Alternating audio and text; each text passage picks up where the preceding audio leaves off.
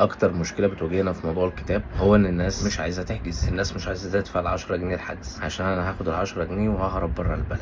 ماشي، انا هريحكم القصه دي كلها، انا مش عايزك تحجز ب 10 جنيه، انا هسيب لك استماره موجوده على الفيسبوك، ادخل املى بياناتك، ولو انت فعلا عايز الكتاب هنشوف الناس اللي هتملى بياناتها، وبناء على العدد اللي موجود لو العدد اكتمل بدون ما تدفع حجز هقول لك تدفع سعر الكتاب وهبعت لك الكتاب. حلوه دي، سهله دي، عشان ال 10 جنيه بتاعتك ما اخدهاش واهرب بره البلد. انا مش فاهم انتوا يا جدعان بتفكروا ازاي؟ انت متخيل ان كتاب ب 700 جنيه مش هيخليك محتاج مدرب تاني؟ انت متخيل دي ولا مش متخيل؟ انت عارف اقل كورس تدريبي عشان تروح تاخد كورس تدريبي بكام؟ انت عارف انت لو بتتمرن اونلاين مثلا في خصم زي اللي انا عامله دلوقتي 3000 في ال3 شهور بدل 4500، يعني في الطبيعي هتدفع 4500. كل ده انت مريح دماغك منه 700 جنيه. عموما الاستماره هتكون موجوده على الفيسبوك، ادخل ضيف بياناتك، هنشوف كام واحد عايز الكتاب وبس كده. صباحك فل. نسيت اقول لك، لو مش عارف الفيسبوك فين هتلاقيه في وصف الفيديو مكان ما بتشوفه، او بعت لي رساله هبعت لك اللينك.